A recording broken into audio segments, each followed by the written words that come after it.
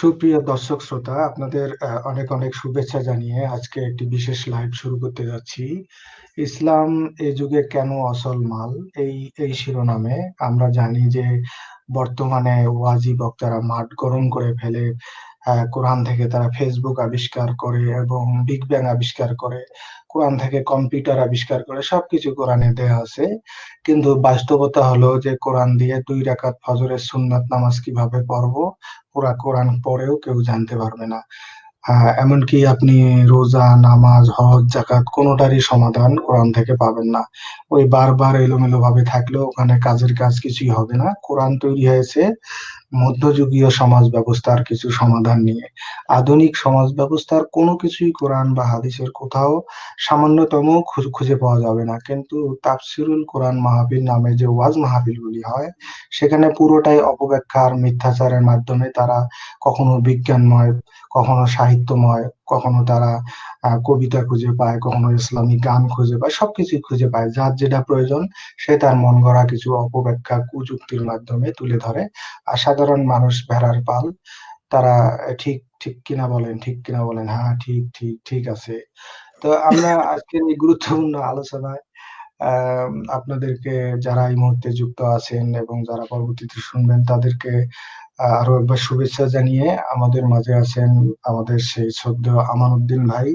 হ্যাঁ আমানউদ্দিন, আপনি যদি আপনার মূল্যবান বক্তব্য আজকের এই লাইভে শুরু করেন। হ্যাঁ, আমি আমার বক্তব্য শুরু করতেছি। তো বক্তব্য শুরু করার আগে আমি রেফারেন্সের ব্যাপারগুলোতে আল্লাহর উপর ভরসা করব না মুল্লার উপর, সরি না, দরবেশ মোল্লার উপর ভরসা করব, বলেন? আচ্ছা, আচ্ছা, আপনি বলছি, দর্শকদের উপর ভরসা করে শুরু করেন। নাকি মুল্লার উপর না আল্লাহর উপর ভরসা করবো? আচ্ছা, ঠিক আছে। হ্যাঁ, সুপ্রিয় ভাই ও বোনেরা, তো আজকে আমাদের লাইভের বিষয়বস্তু হচ্ছে যে ইসলাম এ যুগে কেন অচল মাল। হ্যাঁ, তো এই এই এই আলোচনা আমরা করব। এই আলোচনা করার আগে আমরা বেশ কিছু পয়েন্ট এখানে ওয়ার্কআউট করেছি, পয়েন্টগুলো বের করেছি, এই পয়েন্টের ভিত্তিতে আলোচনা করব।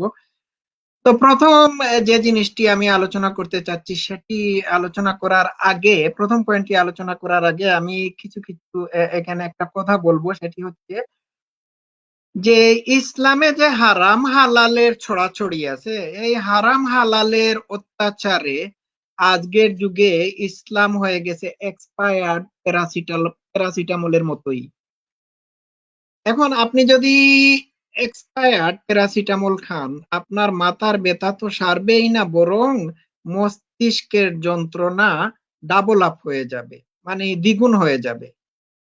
এখন আমরা প্রমাণ করব, বা এইখানে প্রমাণ করে দেখাবো কিভাবে ইসলাম আজকের যুগে সম্পূর্ণরূপে অচল বা অচলমাল। রিসেন্টলি বাংলাদেশে একটি জিনিস ব্যাপকভাবে আলোচিত হচ্ছে, সেটি হচ্ছে যে প্রাণীর ছবি অঙ্কন করা যাবে কিনা। এই যে মামুনুল হক মোল্লা সহ আরো বিভিন্ন মোল্লারা প্রাণীর ছবি এবং ভাস্কর্যের ব্যাপার স্যাপার নিয়ে মাঠ ঘাট গরম করে ফেলতেছেন, প্রচন্ড তুমুল আন্দোলন করতেছেন। আম, আন্দোলন করতেছেন কেন? তারা বলতেছেন যে প্রাণীর ছবি আঁকা যাবে না, এটি হারাম, কারণ প্রাণীর ছবিতে কোনো প্রাণ দেওয়া যাবে না। আরে বেটারা, প্রাণীর ছবিতে যদি প্রাণ না দেওয়া যায়, অসুবিধা কি? রুজ কিয়ামতের দিন সমস্ত মহাবিশ্ব ধ্বংস হয়ে যাবে, এইখানে কোনো প্রাণীর ছবি থাকবে না, কোনো ভাস্কর্যই থাকবে না, সবগুলো বিনষ্ট হয়ে যাবে, ধ্বংস হয়ে যাবে। তাহলে প্রাণীর ছবিতে প্রাণ দেওয়ার দরকারই বা কি? কিয়ামতের আগের দিন, আগে কিয়ামতের সময় তো প্রাণীর ছবিগুলো একেবারে একেবারে নাস্তানাবুদ হয়ে যাবে, আর কোনো প্রাণীর ছবিই থাকবে না। সুতরাং এইখানে প্রাণীর ছবি আঁকলে প্রাণ দেওয়ার কোনো জরুরি পড়ে না, দরকারই পড়ে না। কিয়ামতের দিন আল্লাহ তাআলা প্রাণ, সমস্ত প্রাণী সহ, প্রাণীর ছবি সহ, ভাস্কর্য সহ সব জিনিসগুলোকে নষ্ট করে দেবেন। সুতরাং এখানে প্রশ্ন আসে না প্রাণীর ছবিতে প্রাণ দেওয়ার। এখন প্রাণীর ছবি আঁকা ইসলামে সম্পূর্ণরূপে হারাম। এখন এটি মানতে গেলে কোনো মুসলিমই হজে যেতে পারবে না, হজে যাওয়া তাদের জন্য অসম্ভব ব্যাপার হয়ে দাঁড়াবে। ঠিক আছে, তাদেরকে হজে যেতে হলে ইমিগ্রেশন চেক করতে হবে, পৃথিবীর অন্যান্য কোনো দেশে যেতে হলে পাসপোর্টে ছবি লাগবে। এখন তারা যদি ঘাড় বাঁকা করে বলে যে না, আমাদের নবী করিম সাল্লাল্লাহু আলাইহি সাল্লাম বলেছেন যে কোনো ছবি যে ব্যবহার করা যাবে না, কোনো প্রাণীর ছবি ব্যবহার করা যাবে না, আমরাও প্রাণী, হ্যাঁ, তাহলে আমরা পাসপোর্টে আমরা ছবি তুলবো না, এটা যদি বলে থাকে তাহলে তারা কি কোনো ব্যবসা বাণিজ্যের জন্য কিংবা ভ্রমণের জন্য অথবা অন্য কোনো প্রয়োজনীয় কাজে পৃথিবীর কোনো দেশে যেতে পারবে? তাহলে বোঝা যাচ্ছে যে ইসলামের এই বিধান আজকের যুগে সম্পূর্ণরূপে অচল। এখন আসা যাক, প্রাণীর ছবি যদি অঙ্কন করা বা আঁকা যদি হারাম হয়ে থাকে, নিষিদ্ধ হয়ে থাকে, তাহলে বাংলাদেশ সহ পৃথিবীর বিভিন্ন দেশে পুলিশ অফিসাররা একজন খুনি, একজন ধর্ষক, একজন অপরাধীকে কিভাবে শনাক্ত করবে? তার ছবি যদি তোলা কিংবা তার ছবি যদি অঙ্কন করা হারাম হয়ে থাকে, একজন অপরাধীর ছবি যদি অঙ্কন করা হারাম হয়ে থাকে, তাহলে একজন পুলিশ অফিসার মারাত্মক বিপদের মধ্যে পড়ে যাবে। আজকের যুগে বাংলাদেশে একজন ডাক্তার আপনারা কি করতে পারবেন না, বানাতে পারবেন না। একজন ডাক্তার তৈরি করতে আপনারা কোনো ভূমিকা পালন করতে পারবেন না যদি ইসলামের এই বিধানটি, শুধুমাত্র এই বিধানটি মানা হয়ে থাকে। প্রতিটি সায়েন্সের ল্যাবে প্রাণীদের অর্গান সমূহ চিহ্নিত করার জন্য ছবি আঁকতে হয়। কোন জায়গায় কিডনি আছে, কোন জায়গায় মস্তিষ্ক আছে, কোন জায়গায় পাকস্থলী আছে, কোন জায়গায় হার্টের ভালভ আছে, এইগুলো চিহ্নিত করার জন্য আপনি একটি প্রাণীর সম্পূর্ণ ছবি কাগজে কলমে আঁকতে হবে, কিংবা একজন মানুষের ছবি সম্পূর্ণরূপে অঙ্কন করতে হবে। যদি না করেন তাহলে আপনি বায়োলজির কোনো ক্লাসই করতে পারবেন না। এখন আসেন মেডিকেল সায়েন্সের ব্যাপারে। একজন যদি ডাক্তারি পড়তে যায়, তাহলে তার মেডিকেল কলেজ বা ইউনিভার্সিটির ল্যাবে সে কি করতে হবে? ঠিক একইভাবে প্রাণীর ছবি অঙ্কন করতে হবে, প্রাণীর ছবি অঙ্কন করতে হবে, মানুষের ছবি অঙ্কন করতে হবে। মানুষের ছবিতে মানুষের শরীরের মধ্যে যে বিভিন্ন ধরনের অর্গানস আছে, সেই অর্গানগুলোকে এরো সাইন দিয়ে কি করতে হবে? চিহ্নিত করতে হবে, না হলে সে ডাক্তারি পড়াশোনা করতে পারবে না। তাইলে এখানে ইসলাম ফেল করছে। ইসলামের কোনো কার্যকারিতা নাই। ইসলাম ইজ অচল মাল। এইখানে ইসলাম হচ্ছে সম্পূর্ণরূপে অচল একটা জিনিস। তাই এই ক্ষেত্রে বোঝা যাচ্ছে যে ইসলাম ফেল করেছে। এখন আসেন ইন্টারেস্টের ব্যাপারে, সুদের ব্যাপারে। ইসলামে সুদ সম্পূর্ণরূপে হারাম। এখন সুদ ছাড়া কোনো মুসলিম দেশ কি আমেরিকা, ইংল্যান্ড, জাপান থেকে লোন পাবে? ইন্টারেস্ট ছাড়া কি বা সুদ ছাড়া কি পৃথিবীর কোনো নন মুসলিম কান্ট্রি বা কিংবা কোনো মুসলিম কান্ট্রি কি কোনো লোন দিবে উইদাউট ইন্টারেস্ট ছাড়া? এই যে পদ্মা সেতু বাংলাদেশের মাননীয় প্রধানমন্ত্রী শেখ হাসিনা বানাচ্ছেন, এই পদ্মা সেতু বানানোর জন্য হিউজ অ্যামাউন্টের লোন নিয়েছেন। এই লোনের জন্য বাংলাদেশ সরকারকে সুদ দিতে হবে, ইন্টারেস্ট দিতে হবে। এখন সুদ যদি হারাম হয়ে থাকে, মুসলমান দেশগুলো যদি সুদ হারাম এই বিধানটি মেনে নেয়, তাহলে কি মুসলিম দেশগুলো পৃথিবীর কোনো দেশ থেকে লোন নিতে পারবে, ব্যবসা বাণিজ্য করতে পারবে? অবশ্যই না। এখন আসি আমি অন্য কথায়, সেটি হচ্ছে যে ইসলামিক দেশ যেগুলো আছে, যেমন সৌদি আরব, ইরান, এই সমস্ত দেশগুলো কিন্তু ইন্টারেস্ট ব্যবহার করে থাকে, সুদ ব্যবহার করে থাকে। সৌদি আরব বিশ্ব ব্যাংক কিংবা পৃথিবীর অন্যান্য ইউরোপিয়ান দেশগুলোর সাথে ব্যবসা বাণিজ্যের ক্ষেত্রে সুদ ব্যবহার করে থাকে। এটা স্ট্রিক্টলি একটা ইসলামিক কান্ট্রি, কিন্তু সুদ ব্যবহার করে থাকে। এই জায়গায় তারা সুদকে অন্য নামে কি করে, অন্য নামে ব্যবহার করে। এইখানে তারা বলে সুদ হচ্ছে কমিশন, সুদের অন্য নাম দিয়েছে কমিশন। এখন দেখা যাচ্ছে যে ইসলামের সুদের বিধান মানতে গেলে মানুষের জীবন অচল। দুই, অন্য একটা কারণ হচ্ছে যে ইসলামের ইকোনমিতে জাকাত বিরাট ভূমিকা পালন করে থাকে। এখন 40 ভাগের 1 ভাগ যদি জাকাত দেওয়া হয়, তাহলে একটা দেশে এই জাকাত নামক ট্যাক্সটি ইনাফ না, ইটস নট ইনাফ। তো এই জিনিস এই জিনিসগুলো হচ্ছে। তো এটি এক্ষেত্রে দেখা যায় যে এক্ষেত্রে ইসলাম অচল। এই ইসলামের এই বিধানটিও আধুনিক যুগে সম্পূর্ণরূপে অচল। এরপরে আরেকটি বিধান হচ্ছে যে ইসলামে স্পষ্ট বলা হয়েছে যে অমুসলিমদের সাথে বন্ধুত্ব করা যাবে না। কুরআনে তো স্পষ্ট বলাই হয়েছে যে ইহুদি খ্রিস্টানদেরকে তোমরা তোমাদের অভিভাবক বানাবে না, বন্ধু বানাবে না। ব্যক্তিগত লেভেল থেকে রাষ্ট্রীয় লেভেল পর্যন্ত এরা তোমাদের বন্ধু না, এরা একে অপরের বন্ধু।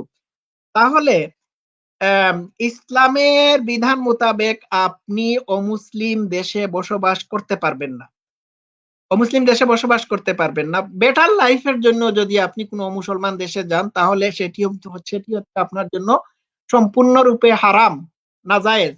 আপনি জাহান্নামের আগুনে জ্বলবেন। আজকে কি কোনো মুসলমান এটি মানতেছে? মোটেই না।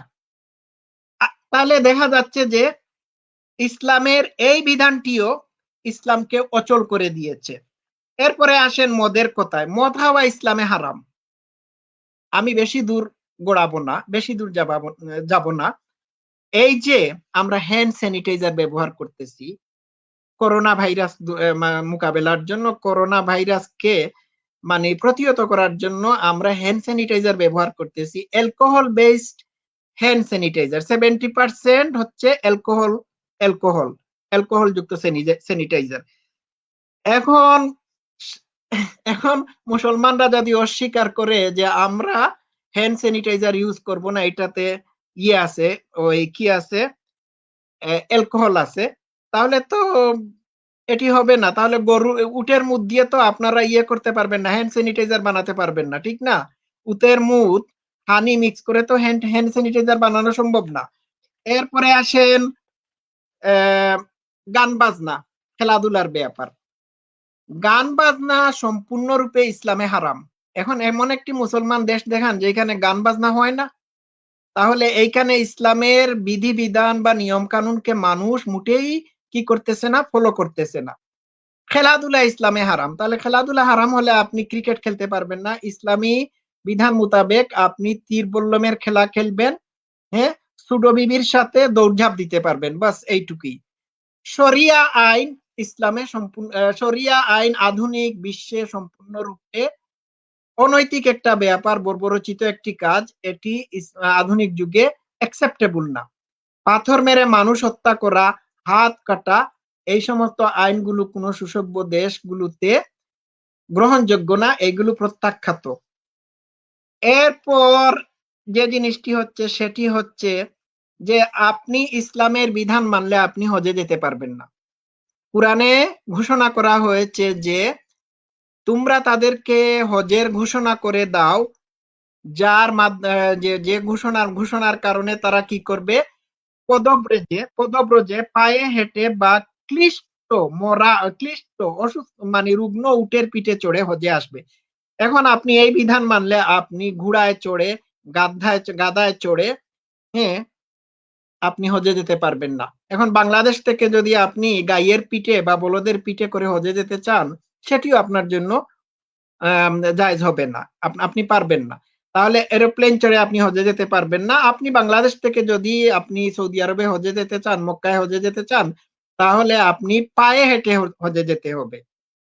আপনি জাহাজে চড়ে, এরোপ্লেনে চড়ে, গাড়িতে করে আপনি হজে যেতে পারবেন না। তাহলে দেখা যায় কোরআনের বিধান এইখানে অচল। এছাড়া আমি যে জিনিসটি বলতে চাচ্ছি সেটি হচ্ছে যে আবার আরেকটি জিনিস দিয়ে প্রমাণ করব কিভাবে ইসলাম আধুনিক বিশ্বের বিভিন্ন দেশে অচল। যেমন 5 ওয়াক্ত আজান দেওয়া হয়, কা কা কা কা, হাক্কা হুয়া কাক্কা হুয়া, মাথার মগজ টগজ একেবারে খারাপ হয়ে যায়, খানাপিল্লা হয়ে যায়। এই যে কা কা করে আজান দেওয়া হয়, হাক্কা হুয়া কাক্কা হুয়া, দিনে 5 বার মানুষকে বিরক্ত করা হয়। এটি কিন্তু পৃথিবীর সব দেশে মানা হয় না, এই জিনিস করা হয় না। যেমন ইংল্যান্ড, আমেরিকা, ফ্রান্স, জার্মান, এই সমস্ত সুসভ্য ইউরোপিয়ান দেশগুলোতে সম্পূর্ণরূপে আজান নিষিদ্ধ, কারণ এই আজান মানুষকে ডিস্টার্ব করে। ঠিক আছে, তো আজান এই সমস্ত ইউরোপিয়ান দেশগুলোতে নিষিদ্ধ কেন করা হয়েছে? নিষিদ্ধ এই কারণে করা হয়েছে যে এইগুলো মানুষকে ডিস্টার্ব করে।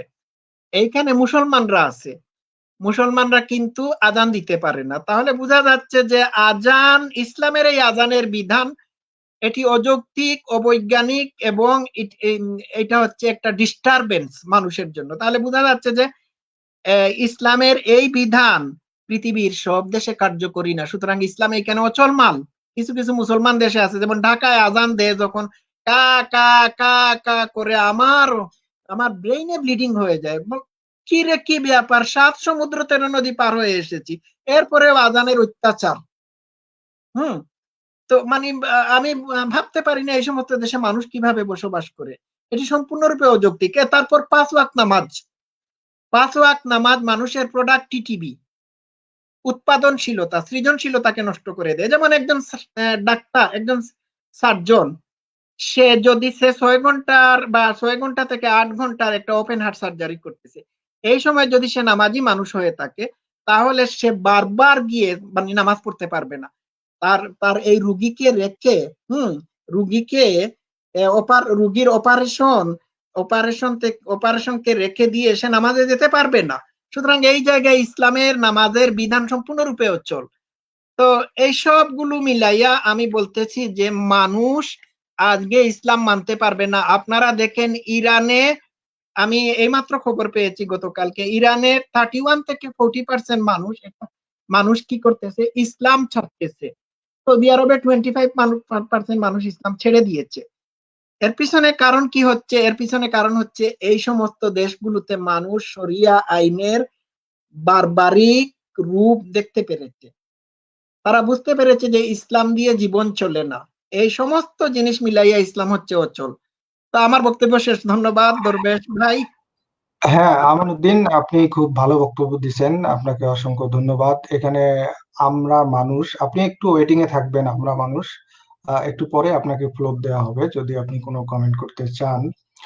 তো আমান ভাই, আপনি তো মোটামুটি ভালোই বলছেন, এবং আমি যদি আপনার সাথে সুর মিলিয়ে বলি, সেটা হলো যে ইসলাম তো আসলে প্রত্যেক মুসলমান নন নারীকে মানে ইলমে দিন শিক্ষা করতে বলে।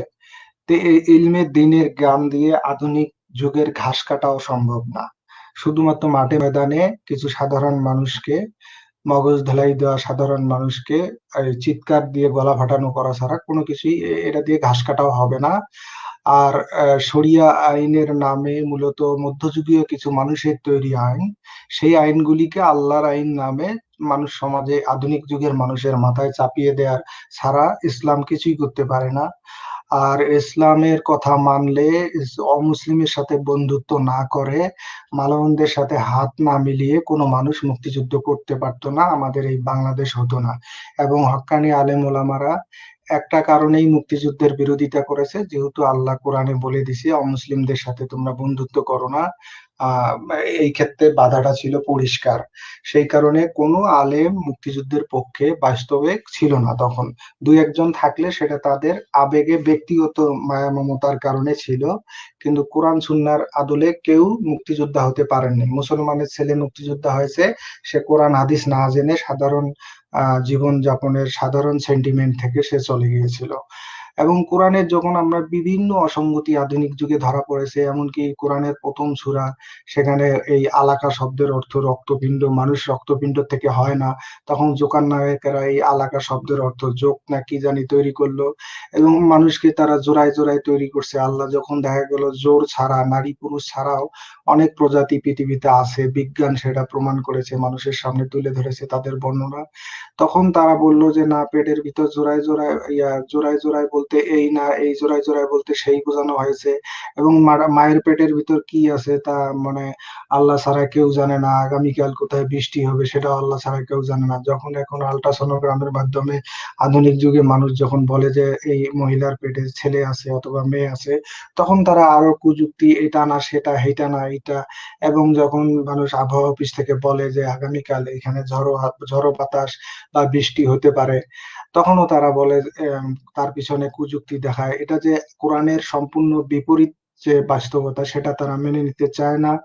এই ধরনের মিথ্যাচারের মাধ্যমে ইসলাম টিকে আছে বাস্তবতার সাথে সাংঘর্ষিক হওয়ার পরেও।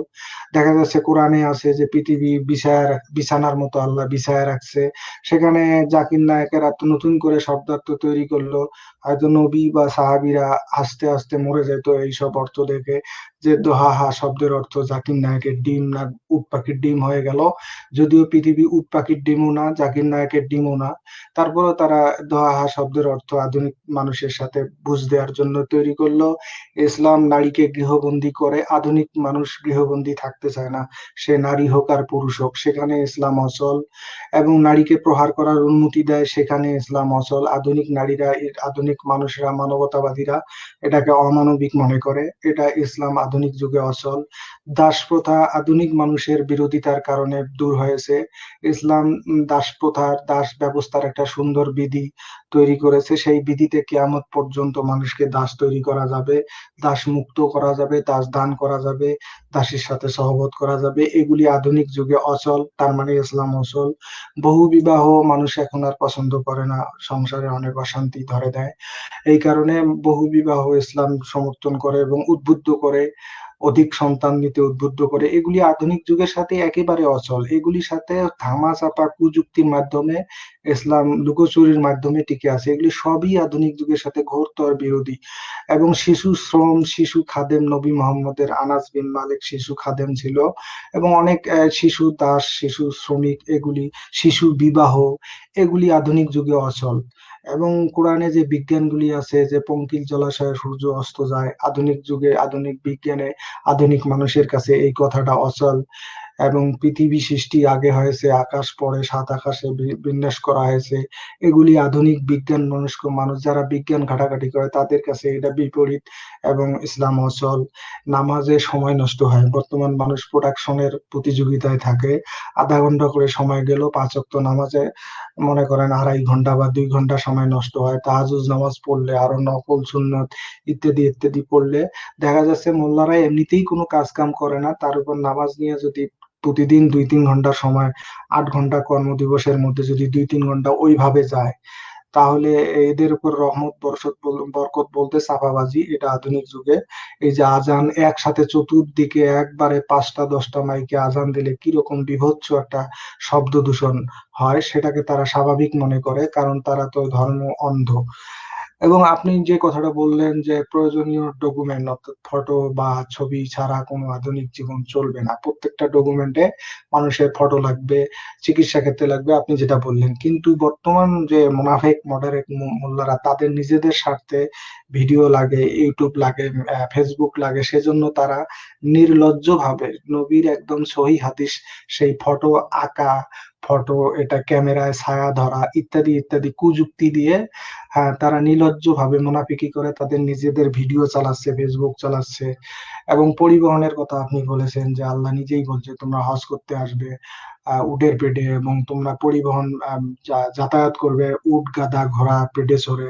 কোরআনের সম্পূর্ণ আয়াতকে লঙ্ঘন করে তারা বিমানে উঠতেছে দূর দূরান্তে যাওয়ার জন্য। তো আল্লাহ বলছে যে তোমরা উট গাধা কিংবা ঘোড়ায় চড়ে যাতায়াত করবে, সেখানে বিমানে চড়ে বা বিমানে চড়ে তারা গাছের ডালের মেসওয়াক ব্যবহার করে, সুন্নাহ পালন করে, এগুলো হাস্যকর ব্যাপার। এবং আহ আল্লাহর যে নিয়ম বা নবীর যে সুন্নাহ, সেগুলি ওই ওই মধ্যযুগীয় সমাজ ব্যবস্থার সাথে এখন এই হেলিকপ্টারে চড়ে এই কোরআনের সাথে বা ইসলামের সাথে যায় না। হ্যাঁ, ইসলাম টিকে আছে শুধু ধুরন্ধর মোল্লাদের মন গড়া তাফসিরুল কোরআন মাহফিলের মাধ্যমে। কোরআনে যা নাই তাফসিরুল কোরআন মাহফিলে তাই পাওয়া যায়। মানুষ যদি ঘরে ঘরে কোরআন পড়ে বুঝতেই পারবে যে কোরআনটা কত হাস্যকর এবং এটা মধ্যযুগীয় কথাবার্তা। এবং এটাকে না যাতে তারা বুঝতে না পারে সেজন্য এই তাফসিরুল কোরআন মাহফিল নামে যে ধর্ম প্রচার গুলা করা হয়, এটা মূলত মোল্লাদের রাজনৈতিক ও সাংগঠনিক ক্ষমতা পাকাপোক্ত করে। পাশাপাশি সাধারণ ধর্মভীরু মানুষদের ভেড়ার পাল বানিয়ে সরকারকে তাদের ক্ষমতার ব্যাপকতা প্রদর্শন করে। মোহাম্মদ যে আয়াতের অর্থ যা বলেন নাই, সাহাবীরা যে ব্যাখ্যা করেন নাই, 1000 বছর বা 1400 বছর পরে মডারেট মুমিনরা কোরআনের কিছু আয়াতে আধুনিক বিজ্ঞান খুঁজে পেলেন। কলেজ ভার্সিটির ছাত্র শিক্ষকরাও মডারেট মুমিনদের ফাঁদে পড়ে, কিন্তু তারা নিজে পরিশ্রম করে পুরো কোরআনটি পড়ে দেখেন না। ইঞ্জিনিয়াররা ধর্ম প্রচারের আগে ভেবে দেখেন না যে আকাশটা ফেটে পড়ার মতো কোনো শক্ত পদার্থ কিনা। কোরআনে যে বলা হয়েছে আকাশ ফেটে পড়ে, ফেটে পড়তে চায়, এটা ছাদের মতো, এটা কিন্তু দেখে না। আর ডাক্তাররাও বিবেচনা করে না যে লোহা গরম করে ক্ষতস্থানে সেকা দেওয়া কতটা মহাবিজ্ঞানীর কাজ, বা কালো জিরায় সর্বরোগ ছাড়ে কিনা, সিঙ্গা লাগানো কতটা বিজ্ঞানসম্মত। আসলে আধুনিক সমাজ বা রাষ্ট্র ব্যবস্থার সাথে কোরআন হাদিস যায় না।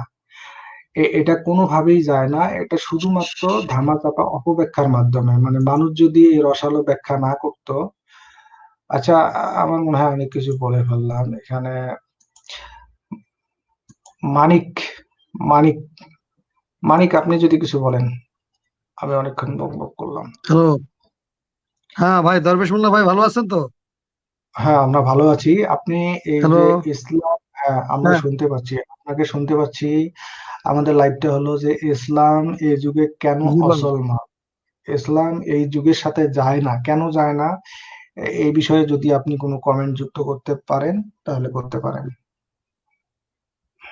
হ্যাঁ, না ঠিক আছে, আমি বলবো, কিন্তু আপনার সেদিন একটা লাইভে কথা শুনলাম যে আগেকার যুগেও যখন ওহী আসলো নবীর কাছে, তখন কিন্তু ওই যুগেও মানুষ তাকে চ্যালেঞ্জ করেছিল বা তার প্রমাণ দেখতে চাইছিল। সেটা আপনি বললেন গতকাল বোধহয়, এটা এই লাইভটা আপনার শুনলাম আর কি। আপনার তো এখন ঘটনা হলো যে তখনও কিন্তু নবী তার কোনো প্রমাণ দিতে পারেনি। তখন বললেন না যে আগের নবীর ইচ্ছা কাহিনী এগুলা বলে টলে, তো শেষ পর্যন্ত বললো কি যে না, আমি একজন মানুষ, কিন্তু উনি প্রমাণ কিন্তু দিতে পারে নাই। তো এখন আমার কথা হলো, এই যে 1400 বছর ধরে যুগে যুগে যে মানুষ এগুলা ইন্টারপ্রেট করতেছে, এই যে ধোঁকাবাজি নিয়ে কিভাবে চলতেছে, এটা কিভাবে সম্ভব এতদিন ধরে চলে আসতেছে? এটার ব্যাপারে তো আমরা বুঝতেছি না, এত ফলোয়ার, এত লোকজন, এটা কিভাবে, আপনার কি মতামত বলেন দেখি। আমার বলতে, যারা এগুলি নিয়ে ঘাটাঘাটি করেছে প্রত্যেকেই জানে যে আমরা যে মারা যাব বা মহাবিশ্বের অনেক কিছুই আমরা জানি না। এই যে অজ্ঞতায় মানুষকে মানে ভীত সন্ত্রস্ত করে।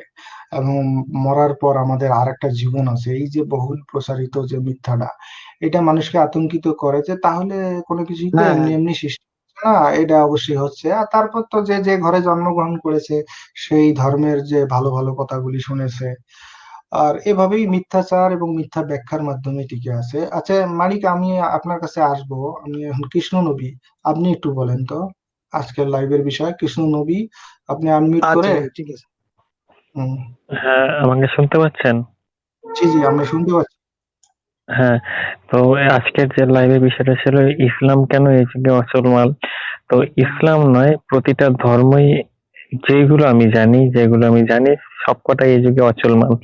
আপনি ক্রিশ্চিয়ানিটি নেন, ইসলাম নেন, হিন্দু ধর্ম নেন, তাদের যে বিভিন্ন আচার রীতি সেগুলো এই যুগে অচল। তার মধ্যে সেগুলো ন্যায় করতে পারে না। তার মধ্যে যেমন আছে একটা, আমি বলতে পারি, সম্পত্তির ভাগ বাটারা, সেটা ইসলামেরটাও পারফেক্ট না, হিন্দু ধর্মেরটা তো পারফেক্ট নাই। সেটা আধুনিক সেকুলার রাষ্ট্রগুলোতে যেগুলো আছে, যে লটা আছে, সেটাকে আপনি পারফেক্টের কাছাকাছি বলতে পারেন। মানে ওই উপরের ধর্ম থেকে তো ভালোই। তারপরে আমাদের, মানে এই যে একটা ল আছে সম্পত্তির ভাগাভাগি, যেটা মানুষের বেসিক রাইটের একটা, সেটাই ধর্ম সেই জিনিসটাকে ন্যায় হিসাবে প্রতিষ্ঠিত করতে পারছে না। মানে নৈতিক, মানে ন্যায় ভাবে ভাগাভাগি করে দিতে পারছে না। তো এই ধর্মের আমাদের কি দরকার? হ্যাঁ, আপনি যেটা বলছেন যে আমরা ইসলামের কথা বলছি, আমরা আসলে ইসলাম ব্যাকগ্রাউন্ড আমাদের। আর ইসলাম হলো একমাত্র সত্য ধর্ম, গ্রহণযোগ্য ধর্ম। আর সব বাতিল, এটা মাশাআল্লাহ। হলো আল্লাহর কথা এবং এটা আমাদের ধর্মের কথা। সেই কারণে আমরা ওই ভাই, সত্য ধর্মটা নিয়েই আমরা বলি। ওগুলা মিথ্যা ধর্ম দরবে- নিয়ে কথা বলে লাভ হ্যাঁ নেই। হ্যাঁ, দরবেশ মোল্লা, আমি একটা জিনিস বলতে ভুলে গেছি, সেটি হচ্ছে যে আমাদের নবী করিম সাল্লাল্লাহু আলাইহি ওয়াসাল্লাম পেয়ারা নবী বলেছেন যে খলিফা হবে কুরাইশদের মধ্য থেকে। এখন নবীর তো সারা বংশ সাফ হয়ে গিয়েছিল কারবালার যুদ্ধে, ঠিক আছে। হুম। এখন কুরাইশ, ধরেন বাংলাদেশ যদি ইসলামিক রাষ্ট্র হয়, তাইলে তো বাংলাদেশে কোনো কুরাইশ বংশ নাই। আচ্ছা, টেনে টুনে কোনো মৌলবী যদি বলে বলে ফেলে যে আমি কুরাইশ বংশোদ্ভূত, তাহলে তো সে যদি প্রধানমন্ত্রী হওয়ার যোগ্য না হয়ে থাকে, ইসলামী রাষ্ট্রের যদি রাষ্ট্রপ্রধান হওয়ার যোগ্য না হয়ে থাকে, তাইলে কুরাইশ নবীর বংশের মানুষ এখানে কোত্থেকে পাবেন? তাছাড়া ধরেন আফ্রিকার ইথিওপিয়া ইসলামী রাষ্ট্র হয়ে গেল, এখানে নবীর কোনো বংশই নাই, কালো কোনো মানুষ নবীর বংশই নাই, হতে পারে না। তাহলে এইখানে খলিফা কোন কুরাইশ বংশ থেকে পাবেন আপনি?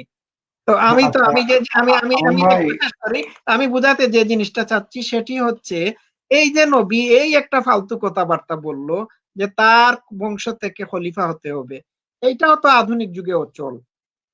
এখন আমেরিকা, ধরেন আমেরিকার 100% মানুষ মুসলমান হয়ে গেল। এখন আমেরিকা যদি ইসলামিক স্টেট হয়ে যায়, তাহলে এইখানে তো মানে ইসলামিক রাষ্ট্র আমেরিকা, এখানে আমেরিকার প্রেসিডেন্ট বানাবেন আপনি, তাহলে এইখানে কুরাইশ বংশ কোথায় পাবেন আপনি? হ্যাঁ, ধন্যবাদ। হ্যাঁ হ্যাঁ, আমি আমান ভাই, প্রথমত এটা একটা যে জাত ভেদের মতো, হ্যাঁ, জাতি প্রথার মতো বর্ণবাদী যে এই বংশের হতে হবে শাসক, কুরাইশ বংশের হতে হবে। এখানে যোগ্যতা বা ফিটনেসের কোনো প্রসঙ্গ না বলে কেউ যদি বলে যে এই বংশের হতে হবে, তাহলে বোঝাই যায় যে এখানে একটা স্বেচ্ছাচারিতা বা স্বৈরাচারিতা মনোভাব। এবং এগুলি সাধারণত ওই কুরাইশ বংশ বলতে নবীর হোক আর ওই ইয়াজিদের বংশই হোক, ইয়াজিদও ওই কুরাইশ বংশ থেকে আসছে, মুয়াবিয়া ইয়াজিদ। তাই এক ডাল কেটে দিয়ে আর এক ডাল আসছে, ইয়াজিদও নবীর বংশ, ওই আবু জেহেলও নবীর বংশ, ওই ওসমানও নবীর বংশ, সবাই তো একই বংশ থেকে আসছে। আর তারা যখন পাকিস্তানে, বাংলাদেশের ভারত উপমহাদেশের যে পাকিস্তান অংশটা, সেটাতে এসে যখন খুন ধর্ষণ করছে, তাদের ধর্ষণের ফলে কিছু বংশ বিস্তার হয়েছে না, তারপরে হয়তো পাকিস্তানিরা তখন হলো নবীর বংশ। তো পাকিস্তান থেকে কিছু লোক এসে ভারত উপমহাদেশে, মনে করেন বাংলাদেশ, এখানে ধর্ষণ করে নাই নবীর বংশের লোকেরা, ওই যারা মুসলমান বংশ পরস্পর ওই দাসী প্রথা বা ধর্ষণের ফলে যেগুলি হলো, হ্যাঁ, বাংলাদেশে আছে না, অবশ্যই নবীর বংশ আছে। এই যে এনায়েতুল্লাহ আব্বাসী, জয়নপুরি, তারপর কত বড় বড় পীর আছে, তাদের 22তম বংশ পূর্বপুরুষ না 20তম, এই ধরনের তাদের একটা তালিকা আছে। এই অনুযায়ী তারা নবীর বংশ। অথবা যেগুলি এখন সবসময় মনে মনে পাকিস্তানকে ভালোবাসে বা ভারতকে শত্রু ভাবে, কোনো না কোনো ভাবে ভারতকে সহ্য করতে পারে না, পাকিস্তানের প্রতি প্রেম, আহ তারা তো নবীর বংশ, না হলে কোত্থেকে এত টান আসলো তাদের, বুঝতে পারেন না, রক্তের টান বুঝতে পারেন না আপনি। আচ্ছা, যাই হোক, এখানে ফেরাউন, আপনি আনমিউট করে একটু বলবেন। ফেরাউন, আপনি কি শুনছেন? ফেরাউন, ফেরাউন, আপনি শুনতে পাচ্ছেন? ফেরাউন, ফেরাউন, আপনি আনমিউট করে বলেন, আপনি মানে মিউট করে কথা বলছেন, আপনার মাইক্রোফোন আনমিউট করে কথা বলেন। ফেরাউন, আপনি কি হ্যাঁ, শুনতে হ্যালো। পাচ্ছেন? হ্যাঁ। হ্যালো, দরবেশ মোল্লা। Hello, hello. মানিক, আপনি কিছু বলবেন? হ্যাঁ, হ্যাঁ, আমি মানিক। একটু আপনাকে কিছু কথা বলতে চাচ্ছি। যে- হ্যাঁ। হ্যাঁ, মানিক বলছি, মানিক বলছি, ভাই শোনেন, আপনারা একটা হুম। জিনিস ভুল করতেছেন। নবীর যদি ছেলে থাকতো, ছেলের ছেলে থাকলে তার যে ডিসেন্ডিং, তারা কিন্তু তার বংশধর।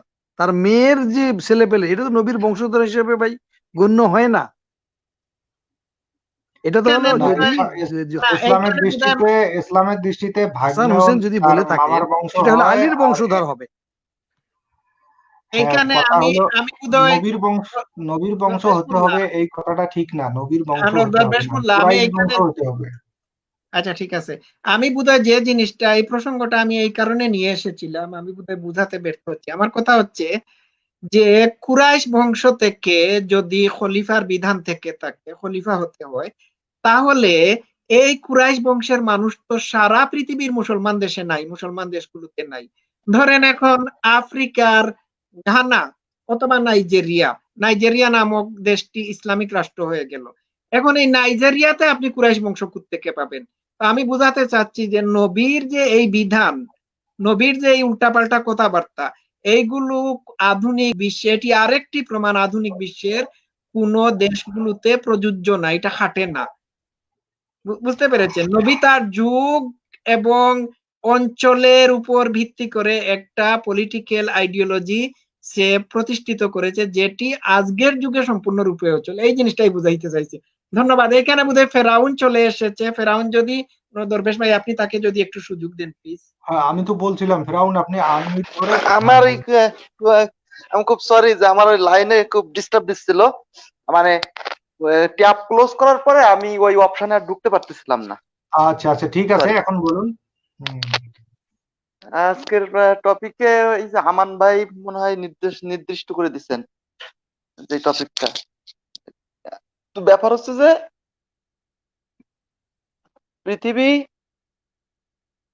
সবসময় তথ্য প্রযুক্তি এবং সময়ের সাথে যখন যেই সময়টা যায় সেই সময়ের সাথে কিন্তু আধুনিক হয়। হ্যাঁ, আধুনিক সময়টাকে এই পৃথিবীর মানুষ কিন্তু বেছে নেয়। তো ব্যাপার হচ্ছে যে ধর্ম বিশ্বাস এমন একটা জিনিস যেখানে সবচেয়ে বড় সমস্যা বুদ্ধির কোনো মুক্তি নেই, চিন্তার স্বাধীনতা নেই। যেখানে বুদ্ধির মুক্তি থাকে না, চিন্তার স্বাধীনতা থাকে না, সেইখানে যদি আপনাকে কোনো গণ্ডির ভিতরে এই ধর্মবাদীরা আবদ্ধ করে ফেলে, তখন প্রাণটা ওষ্ঠাগত হয়ে ওঠে। মনে হয় যে এখান থেকে বেরিয়ে হাঁপ ছেড়ে মানে বুক ভরে নিঃশ্বাস নিয়ে বাঁচি, এটা মনে হয়। তো সেটা গেল একটা বিষয়। আরেকটা ব্যাপার হচ্ছে যে এখানে যে কথাটা হচ্ছিল যে আমান ভাই মনে হয় বলছিলেন যে নবী মোহাম্মদ তার সময়ে কিন্তু অনেক বিষয়কে নিজের করে নিয়েছেন। যেমন সবচেয়ে বড় একটা ব্যাপার বলি, সে যেই ধর্মমতটা প্রচার করতেছে ওই ধর্মমতটাকে ইহুদি বা আপনার সেই খ্রিস্টান গোষ্ঠী অথবা তার সেই কুরাইশ বংশ, তাদের কাছে তার ধর্মমত নিয়ে গ্রহণযোগ্যতা পাওয়ার জন্য তিনি তার ধর্মমতের ভিতরে সেই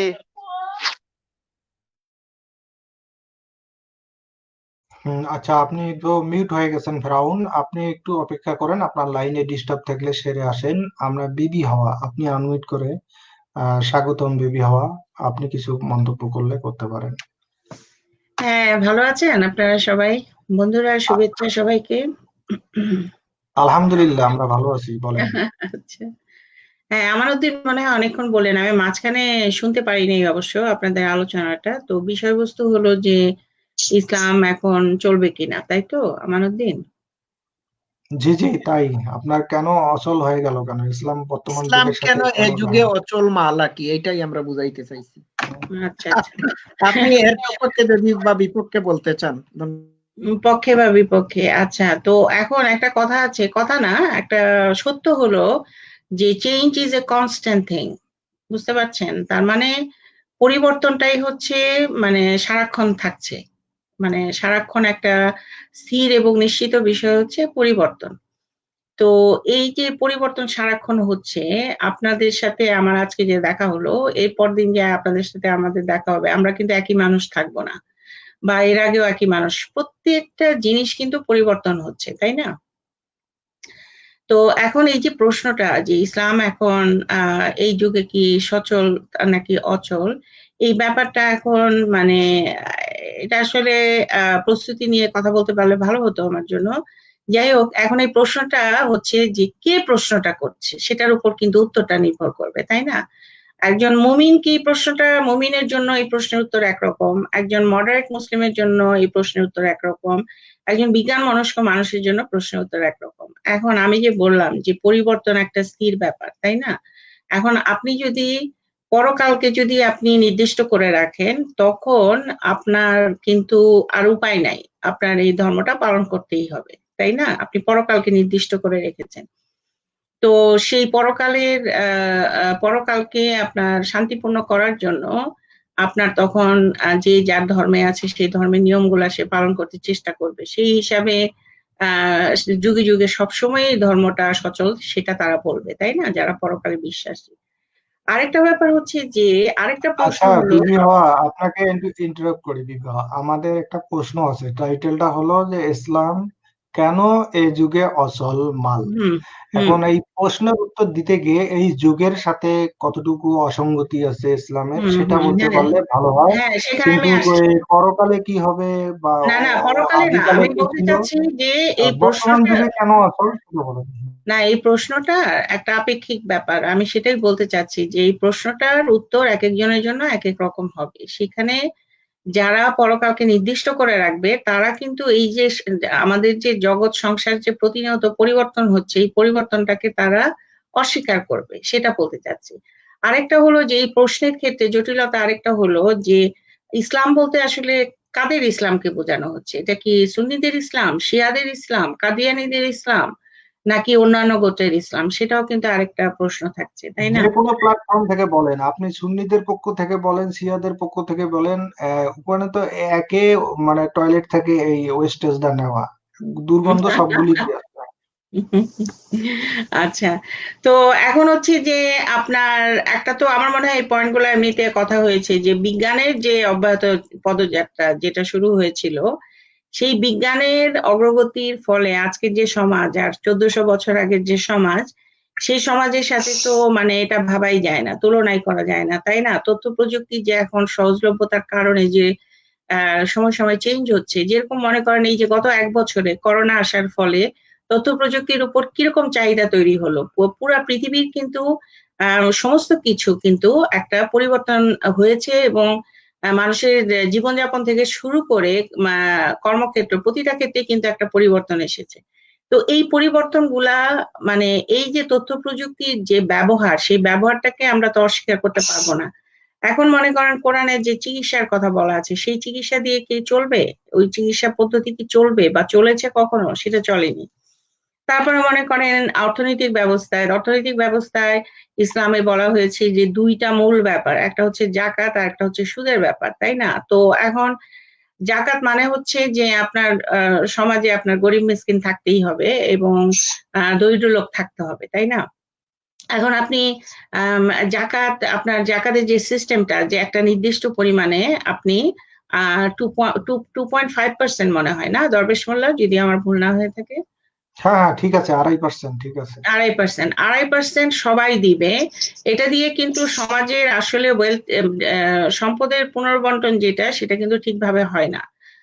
কারণ হলো যে আপনার এটা হওয়া উচিত যে যে সমস্ত রাষ্ট্রে এই জাকাত বা ট্যাক্সের মাধ্যমে যে সমাজের উন্নয়ন হয়, সেখানে কিন্তু ইনকাম যত বাড়বে, মানুষের আয় যত বাড়তে থাকবে, তার উপরে ট্যাক্সের পরিমাণটাও কিন্তু তত বেশি বাড়তে থাকে। হ্যাঁ, সুতরাং এই জাকাত পদ্ধতি দিয়ে আসলে কতটা একটা সমাজের জন্য এই যুগে একটা সমাজের আসলে কতটা অর্থনীতি চলতে পারে এটা প্রশ্নবোধক। সুদের ব্যাপারে আমানুদ্দিন বলেছেন, সুদ হচ্ছে আপনার সুদ দিয়ে কিন্তু একটা অর্থনৈতিক গ্রোথ হয়, হ্যাঁ, একটা অর্থনীতির একটা প্রবৃদ্ধি হয়। আপনি ব্যাংকে টাকা রাখলেন, সে ব্যাংক আপনাকে একটা সুদ দিল, ব্যাংক ওই টাকাটাকে আবার যারা ব্যবসা করবে তাদেরকে আবার ওই টাকাটা ধার দিল।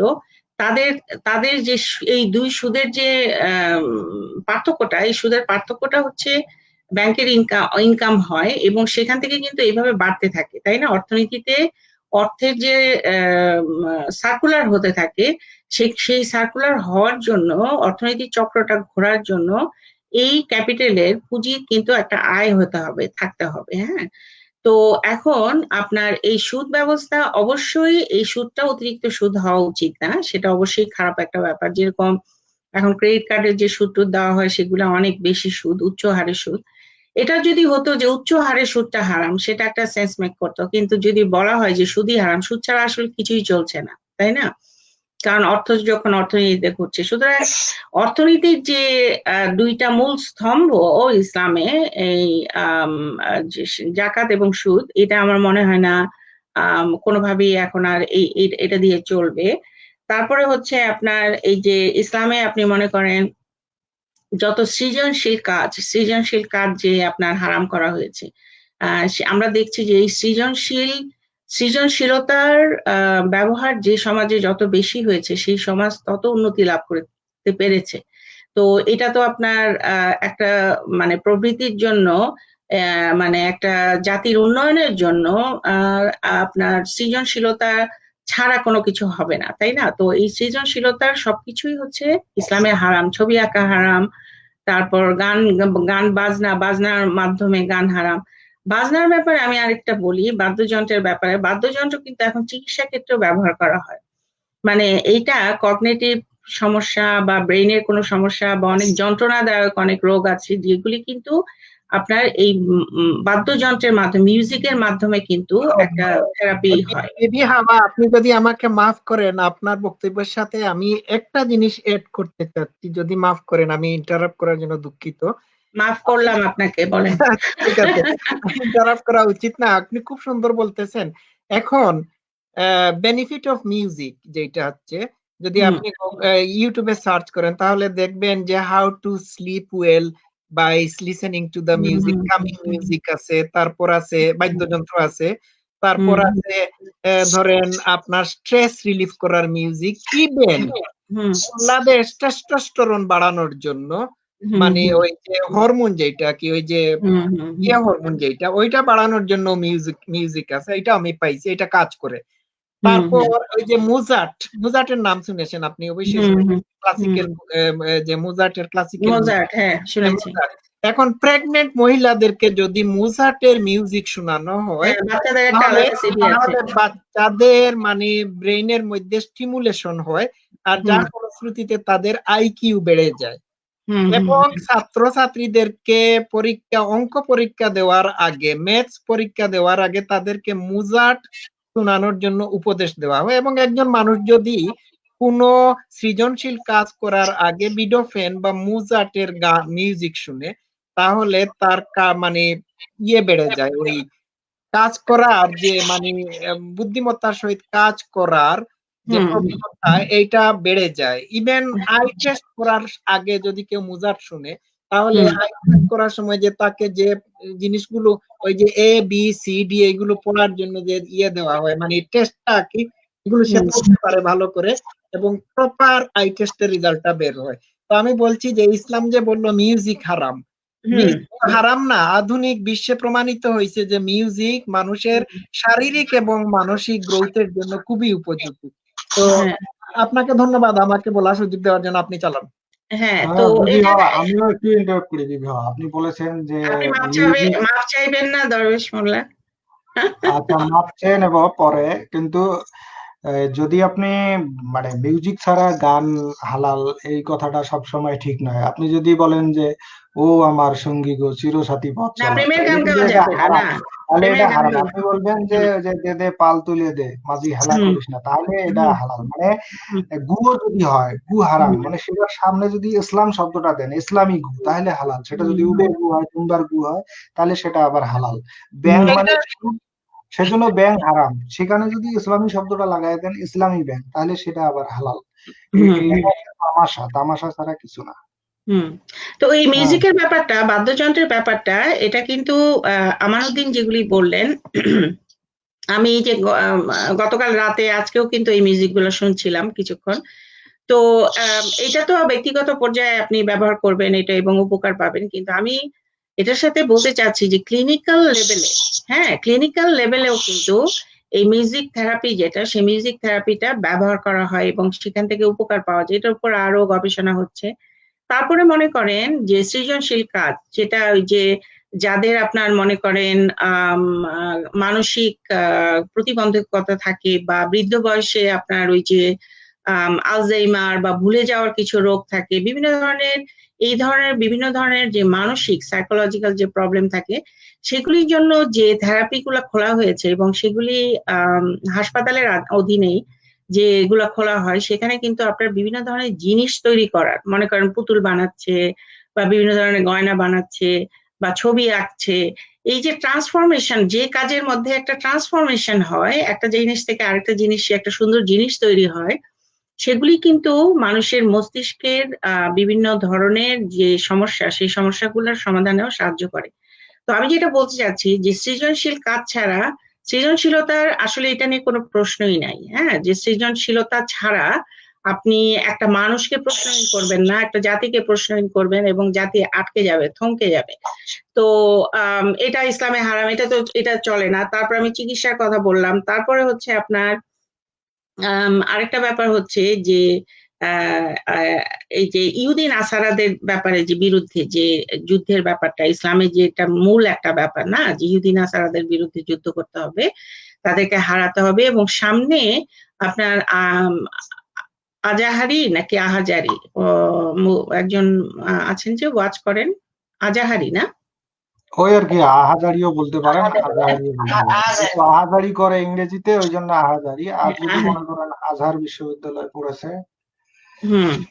তো ওই ভদ্রলোক টিভিতে ইন্টারভিউতে বলছেন আর কি যে দাসী কেন দাসী প্রথাকে রাখা হয়েছে, বুঝতে পারছেন? এই যে দেখেন বিভিন্ন ইসলামের বিভিন্ন সময়, যেরকম আমরা যে জিহাদ নিয়ে কথা বললাম, তারপরে আরো কিছু দোষ টোষ আছে, এগুলো করলে যে কাফারা দিতে হয়, কাফারার মধ্যে কিন্তু দাসী মুক্ত করার একটা অপশন আছে।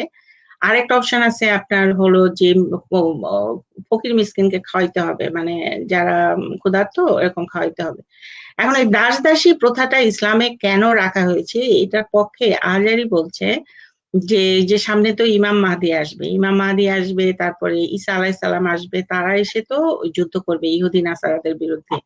তখন ওই ইহুদি নাসারাদের প্রচুর সংখ্যক নারীরা, তা অনেক পুরুষ মারা যাবে, তখন নারীরা যে থাকবে তা ওই নারীদের কি হবে? তখন ওই নারীদেররা যেন এখন যেরকম বিভিন্ন যুদ্ধে গণধর্ষণ হয়, গণধর্ষণ যেন না হয়, ইসলাম সুন্দর একটা সিস্টেম করে দিয়েছে যে গনিমতের মাল হিসাবে দাসীগুলাকে ভাগ করে দেওয়া হবে, ইত্যাদি ইত্যাদি। এইভাবে তারা যৌক্তিকতাটা বলছে, বুঝতে পারছেন? যে মানে তাদের যুক্তিটা কোথায়, যে এই মুহূর্তে দাসীর প্রথাটা নাই, কিন্তু সামনে পৃথিবীতে অসংখ্য এরকম গনিমতের মাল তৈরি হবে, ইহুদি নাসারাদের বিরুদ্ধে যুদ্ধ হবে। এই যে একটা তথ্য, এই যে একটা থিওরি, ইসলামের একটা থিওরি, এটাও তো এখন কাজে লাগবে না, কারণ আমরা দেখছি ইহুদি নাসারাদের অবস্থান কোথায়, তাই না? তারা বিশ্বে যে ক্ষমতার ব্যালেন্সে যে তারা যে জায়গাটাতে আছে, সেখানে আসলে এটা এখন মানে আমরা কি মানে আমাদের কাছে মনে হয় না যে সেই সময় ইহুদি নাসারাদের অবস্থান সমাজে যা ছিল এখন সেই অবস্থানটা আছে, তাই না? তো সুতরাং সেটাও কিন্তু এখানে প্রযোজ্য থাকছে না। তো নারীদের ব্যাপারে আসলে তো অনেক কথা আসে, যে নারীদের ব্যাপারে যে বিষয়গুলা, যে ইসলামে যেভাবে নারীকে থাকতে বলা হয়েছে, সেইভাবে যে নারীর বুদ্ধি কম, নারীর যে বুদ্ধি কম না, আসলে সেটা তো প্রমাণিত, বিশ্বে আজকে প্রমাণিত। সুতরাং ইসলাম এখানেও কিন্তু নিজের অসারতা প্রমাণ করেছে। নারীর ব্যাপারে মানে সবচাইতে বেশি ইসলাম ব্যর্থ হয়েছে নারীর প্রসঙ্গে, নারীকে তারা যেভাবে দেখেছে। হ্যাঁ, তো আরেকটা হলো যে আপনার এই যে ইসলামের একটা দাবি করা হয় যে এই যে বিভিন্ন খিলাফতের সময় ইসলামের যে যারা যে সমস্ত মুসলিম সভ্যতার অগ্রগতির ক্ষেত্রে যারা কৃতিত্ব রেখেছে, চিকিৎসা বিজ্ঞানে, তারপরে আপনার ওই যে অঙ্কের ক্ষেত্রে, গণিতের ক্ষেত্রে কয়েকজন কৃতিমান লোকের নাম আসে, যে সময়টায় ইসলামের যে শাসনকালে যে সভ্যতার যে উন্নতিটা হলো, সেই ক্ষেত্রে কিন্তু আসলে তাদেরকে কি করতে হয়েছিল, তাদেরকে কিন্তু এই ইসলামের বাইরে গিয়ে কিন্তু তাদেরকে এই কাজগুলি করতে হয়েছিল। তারা যদি ইসলামের মধ্যে থাকতো তাহলে কিন্তু তারা সেই মানে সেই ধরনের আবিষ্কার বা সেই ধরনের কাজগুলা কিন্তু তারা করতে পারতো না, তাই না? তো সেটাও একটা প্রমাণ যে কোনো উল্লেখযোগ্য কোনো কাজ করতে হলে সেটা আপনার বাইরে গিয়ে তারপরে করতে হয়। অনেক বিজ্ঞানী, চিকিৎসক এখন বলেন, তাদের একটা ভাষা আছে, সেটা হলো যে তারা যখন ল্যাবে ঢুকেন বা তারা যখন হসপিটালে ঢুকেন, তখন বাইরে ইসলামটাকে রেখে ঢুকেন, আবার যখন বের হন তখন এসে ইসলামটাকে আবার সাথে করে নিয়ে আসেন। কিন্তু আমার কাছে মনে হয় যে এটা একটা খুবই একটা হিপোক্রেটিক একটা কথা, কারণ আপনি ইসলাম মনস্ক নাকি বিজ্ঞান মনস্ক, এইটা কিন্তু আপনার দুইটা একসাথে আপনার মধ্যে থাকতে পারে না, তাই না? তো আপনি ইসলাম মনস্ক থেকে বিজ্ঞানের সুবিধাগুলো আপনি কাজে লাগাচ্ছেন, ব্যবহার করছেন, কিন্তু আপনি বিজ্ঞান মনস্ক হচ্ছেন না, সেখানে আসলে কিন্তু আপনি প্রকৃতপক্ষে কিন্তু বিজ্ঞানী বা মুক্তবর্ণা আপনি হতে পারবেন না। বিবি হাওয়া এবং রফিকুল্লাহকে আমি একটা প্রশ্ন করব। আপনি হ্যাঁ আপনারা যদি উত্তর দেন। আর এইখানে মামরুজ রাফান নামে একজন বলছে যে দরবেশ মোল্লাকে বলতে দিন প্লিজ, সস্তা মানুষ আপনারা দুইজনের কাছ থেকে এই কথা শুনতে যাচ্ছে। আমার প্রশ্ন হচ্ছে, আপনি যদি ধরেন আপনারা দুইজন আছেন, দুইজনের মধ্যে যদি একজন সার্জন হয়ে থাকেন, হুম ধরেন সার্জন হয়ে থাকেন, হুম আপনাদের অপারেশন করতে হবে, ও আমি আগেই বলেছি ওপেন হার্ট সার্জারি করতে হবে, 6-7 ঘন্টার অপারেশন সময় লাগবে। এখন 6-7 ঘন্টার মধ্যে আপনার 5 ওয়াক্ত নামাজ পড়তে হবে, বুঝছেন? আমার কথা বুঝতে পেরেছেন? 5 হুম ওয়াক্ত নামাজ পড়তে হবে। এখন 5 বার আজান হচ্ছে, কা কা কা কা, হাক্কা হুয়া কাক্কা হুয়া হচ্ছে। এখন আপনি একজন সার্জন, হুম আপনি এই 8 ঘন্টা সময়ের দীর্ঘ অপারেশন, জটিল অপারেশনের মধ্যে হুম আপনি মধ্য থেকে কি আপনি আল্লাহর দায়িত্ব পালন করবেন, নাকি এই অপারেশনটা করবেন? আপনি যদি মুমিন হয়ে থাকেন তাহলে এইখানে কি আপনার আল্লাহর বিধান আপনি মানবেন, নাকি আপনার মানবিক দাবিটাকে পূরণ করবেন? এছাড়া হুম এছাড়া আপনি যদি একজন সাধারণ মানুষ যদি 5 ওয়াক্ত নামাজের দৌড়ানিতে থাকে, তাহলে হুম তার মধ্যে কি কোনো প্রোডাক্টিভিটি থাকবে, উৎপাদনশীলতা থাকবে? সে কি তার কাজে মনোযোগ দিতে পারবে? একটা জব করতেছে, ধরেন 8 ঘন্টার জব করতেছে, হুম যদি 8 ঘন্টার জবের মধ্যে যদি 3 বার তাকে জব ছেড়ে নামাজে যেতে হয়, তাহলে সে কি কাজ করতে পারবে? সে কি কাজে মনোযোগ দিতে পারবে? এখন আমি হ্যাঁ, শেষ আমান কথা ভাই, বলি। আপনার প্রশ্নের মধ্যেই মনে হয় একটা কথা, আপ- এরপরে দেখেন ইসলাম কিভাবে অচল। এই যে কাক্কা হুয়া হাক্কা হুয়া কা কা কা কা করা হয়, যেমন ঢাকায় যদি কাউকে ফোন করি মাথায় ব্লিডিং শুরু হয়ে যায়, ব্রেইন ব্রেইন উলটপালট হয়ে যায়। এইটা ডিস্টার্বনেস। এই যে আজান দেওয়ার প্রবণতা, এইটা আমাদের ইংল্যান্ডে নাই, আমেরিকায় নাই, ফ্রান্সে নাই। তাহলে বোঝা যাচ্ছে কি, যে ইসলামের এই বিধানটুকু, এই যে আজান আজান দেওয়ার বিধান, এইটা কোনো সুসভ্য দেশ মেনে নিতে পারে না। কারণ এখানে হসপিটালের রুগীরা ডিস্টার্ব ফিল করবে। তাহলে দেখা যায় যে এইখানে ইসলামের এই বিধানটুকু অচল, কোনো হ্যাঁ সুসভ্য দেশ মেনে নিতে পারতেছে না। এখন হ্যাঁ দরবেশ মোল্লা ভাই, আপনি যদি কি তারপরে বলতে আরেকটা চাচ্ছেন? আরেকটা ব্যাপার বলি যে হ্যাঁ মনে হ্যাঁ, করেন আমানুদ্দিন এবং বিবি হওয়া, আমি আপনাদেরকে অনুরোধ করব খুব সংক্ষিপ্ত হবে কিছু বলার, মানে আমরা লাইভটা লম্বা করব না। হ্যাঁ বিবি হওয়া, আপনি বুঝতে পারছেন আমানুদ্দিন যে প্রশ্নটা করেছে, প্রশ্নের মধ্যেই উত্তর আছে, যারা বোঝার তারা বুঝে নেবে। হুম বিবি হুম হওয়া, শেষ কিছু মন্তব্য করতে পারেন। হ্যাঁ শেষ কিছু মন্তব্য হলো যে আপনার বিবেকের প্রশ্নে, মানবিকতার প্রশ্নে যে আম, পরিবর্তনটা হয়েছে এই গত 1400 বছরে, যে পরিবর্তন হয়েছে, সেই পরিবর্তন আসলে আমাদেরকে অনুমোদন করে না যে যুক্তি প্রমাণ ছাড়া কোনো কিছু আসলে গ্রহণ করতে। আমরা যেটা দেখতে পাচ্ছি যে আগে কোরআন মানুষের কাছে সহজলভ্য ছিল না অর্থসহ পড়ার, এখন যেহেতু পড়তে পারছে, দেখছে যে ইসলামের মধ্যে প্রচুর বিজ্ঞানের ব্যাপারে প্রচুর আম, আম, মানে ভুল, এবং অনেক ব্যাপারে আমি ভুল বলি, মিথ্যা না বলি, ভুল কথা, প্রচুর ভুলভাল কথা এখানে ছড়িয়ে ছিটিয়ে আছে, যেগুলি আসলে কিভাবে প্রযোজ্য করবেন আপনি, তাই না? তো এখন সবচেয়ে বড় প্রমাণ হলো যে ইসলাম আজকের যুগে অচল। সবচেয়ে বড় প্রমাণ হচ্ছে যারা মডারেট মুসলিম এবং যারা ইসলামের সংস্কার করতে চাচ্ছে। ইসলাম প্রযোজ্য না, ইসলামকে ব্যবহার করা যাচ্ছে না বলেই কিন্তু তারা সংস্কার করতে চাচ্ছে, এবং মডারেট মুসলিমরা বলছে যে আধুনিক মানে আধুনিক জীবনের সাথে আমাদেরকে মিলিয়ে করতে হবে। তারা শুধুমাত্র এখানে আমানুদ্দিন আরেকটা প্রশ্ন থাকে যে ইসলাম বলতে আসলে কি বুঝি? ইসলাম বলতে যদি শুধুমাত্র রিচুয়ালস গুলা বোঝায়, তাহলে এই মডারেট মুসলিমরা কিন্তু শুধু রিচুয়ালস এর দিকে কিন্তু তারা খেয়াল করছে, এবং সেইভাবে তারা মনে করছে যে তারা ইসলামকে টিকিয়ে রাখছে, তাই না? তো আপনার ইসলামের ডেফিনেশনটা কিন্তু প্রথমে আমাদেরকে খেয়াল করতে হবে যে এটা শুধুমাত্র রিচুয়ালস নাকি ইসলামে যে বিধিনিষেধ, তাই একটা যে জীবনের একটা বিধান দেওয়া হলো, সেই পুরাটাকে ইসলাম বলতে হবে, তাই না? তো সেই ক্ষেত্রে পুরাটাকে ইসলাম বললে সেখানে অনেক ভুল আছে, ভুল তথ্য আছে, এবং আপনার আমি যেটা বললাম খুব সবচেয়ে বড় ব্যাপার সেটা হলো যে মানবিকতার প্রশ্নে আমরা আসলে যে অমানবিক যে ব্যাপারগুলো ইসলামের মধ্যে আছে, যে সহিংস যে ব্যাপারগুলো ইসলামের মধ্যে আছে, সেইগুলি আসলে এখন আর প্রযোজ্য হয় না। যেটা আমরা দেখলাম যে ফ্রান্সের যে ঘটনাটা ঘটলো, তারপরে যে বিশ্বের মানুষরা প্রতিবাদ মুখর হলো, সেটা দেখতে কেমন লাগলো, এটা কল্পনা করলে বোঝা যায় যে ইসলাম কতটা অচল। তো আরো অনেক কিছু আসলে আলাপ প্রসঙ্গে আসতে দিদি, এইখানে বোধহয় আমি আরেকটি কথা, একটু যদি মিউট করতেন, আরেকটি কথা আপনাদের সাথে অ্যাড করতে চাচ্ছি।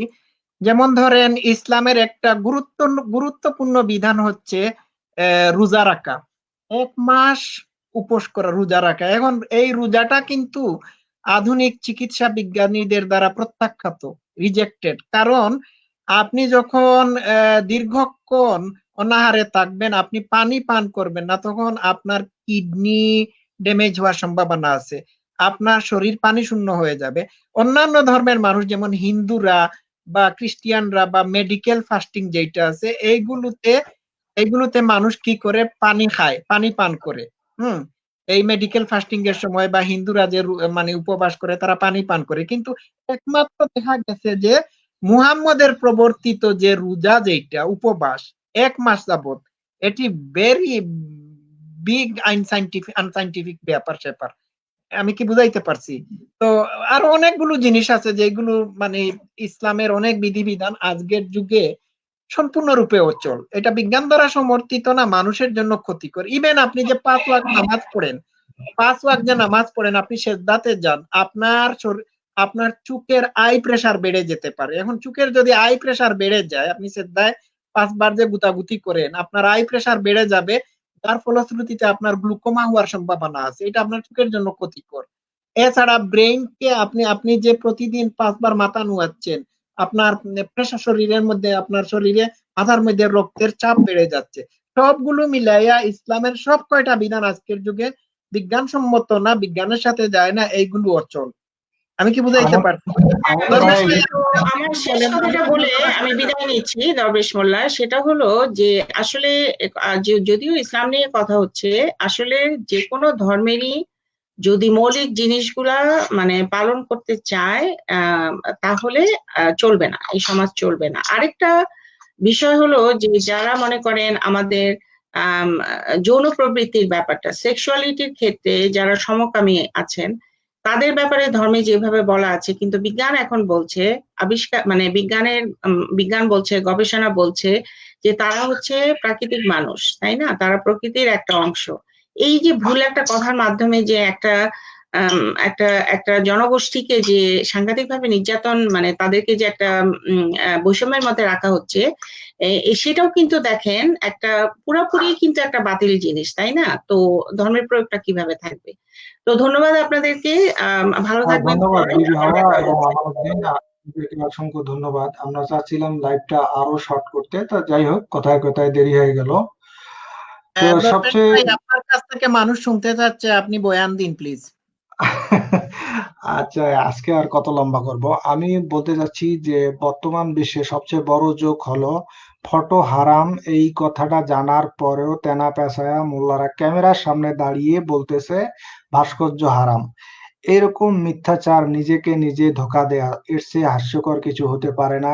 এই যে ইলমে দিন, মহাগ্রন্থ আল কোরআন, এই কোরআন নবীর চেয়ে কেউ বেশি জানে না। সেই নবী এই কোরআন পড়ে, সাহাবীরা এই কোরআন গবেষণা করে একটা বাল ফেলা মলম তৈরি করতে পারে নাই। তারা কোরআন বোঝে নাই, কোরআনের অর্থ বোঝে নাই। আজকে জোকার নায়ক আহমেদ দিদাত, এই বর্তমানের যে অনলাইনে যে বিজ্ঞানীরা, ইসলামী বিজ্ঞানীরা, এরা যেগুলি কথা বলে, এগুলি খুবই হাস্যকর। নবী মোহাম্মদ এবং তার সাহাবীরা এই কোরআন ভালো করে গবেষণা করার পর ডান হাত দিয়ে বাম বগলের লোমগুলো ধরে বিসমিল্লাহ বলে হেসরা টান দিত, ছিঁড়ে ফেলতো বগলের বাল। এবং এটাই সুন্নাহ। বাল ছিঁড়ে ফেলাই সুন্নাহ। ব্লেড দিয়ে বা কোনো ইহুদি নাসারার কোনো লোশন দিয়ে এই লোম নাশ করা, এটা নবীর সুন্নাহর বিরোধী। যেমন বিরোধী হেলিকপ্টারে যাওয়া। আল্লাহ যেখানে বলেই দিছে যে তোমরা উট দুম্বা ঘোড়া গাধা তৈরি করেছি তোমাদের পরিবহনের জন্য। এগুলি খুবই হাস্যকর। ইসলাম বা যে কোনো ধর্মই বর্তমান আধুনিক যুগের কোনো কাজে, কোনো সমাজ ব্যবস্থায়, রাষ্ট্র ব্যবস্থায় কোনোটাতেই যায় না। এমনকি শরিয়া ল শোনানো হচ্ছে, সেই শরিয়া লটা হলো ওই ইমাম আবু হানিফা বা মালিকি হাম্বলি বা কোনো ইসলামিক স্কলারের তৈরি, কোরআন বা হাদিস থেকে কিয়াসের মাধ্যমে, জোড়াতালির মাধ্যমে নিজস্ব মন গড়া ব্যাখ্যার মাধ্যমে এগুলি তৈরি করা।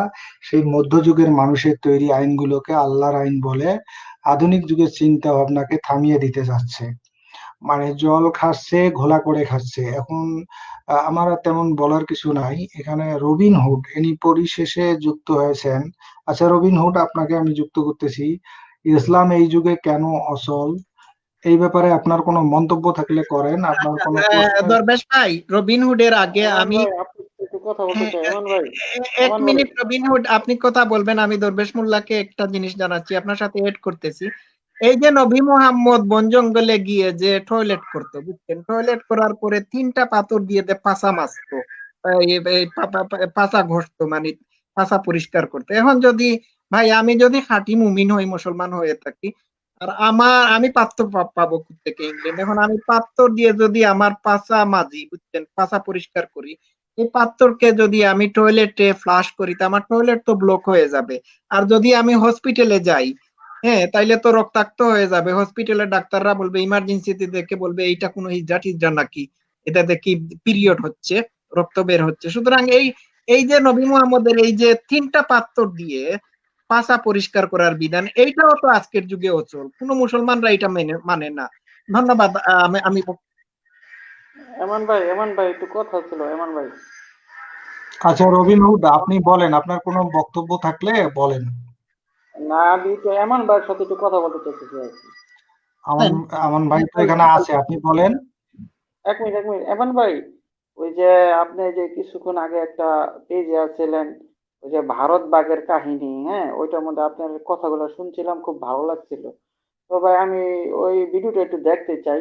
ওই পেজটার নামটা কি একটু আমার বলেন তো ভাই? এই পেজটার নাম হচ্ছে revolution. Revolution, I am not sure. আপনি রেভুলেশন, এইটা পেজের নাম হচ্ছে, এটা মুমিন সাইদের পেজ। আপনি ওনার সাথে আপনার ফেসবুক থাকলে ওনার নাম টাইপ করে ফেলবেন, ওনার সাথে যোগাযোগ করলে উনি আপনাকে এড দেবেন, এটা বুঝছেন। কি রেভুলেশন, রেভুলেশন নামে সার্চ দেবো? হ্যাঁ, এইটাই। আহ, আপনি ওনার সাথে যোগাযোগ করুন, হ্যাঁ, মুমিন সাইদ লিখলেই আপনি পাবেন। মুমিন সাই? হ্যাঁ, আচ্ছা আচ্ছা আচ্ছা আচ্ছা, মুমিন ওকে। খান, ঠিক আছে, আপনি যদি চ্যাটেও আমানুদ্দিন, আপনি যদি ওনাকে কমেন্টে কোনো ওই হ্যাঁ, ইয়াটা আপনি নিয়ে আমার দিতে সাথে পারেন তাহলে ভালো হয়। আপনি আমার সাথে যোগাযোগ করবেন। যোগাযোগ করলে হ্যাঁ, আপনি যদি দরবেশ ভাই, আমাদের এখানে আপনি কমেন্টে যদি দেন বলতে মুমিন চান। খান। মুমিন খান, আপনি সবিশেষ যুক্ত হলেন মুমিন খান। আনমিউট করে কথা বলেন মুমিন খান।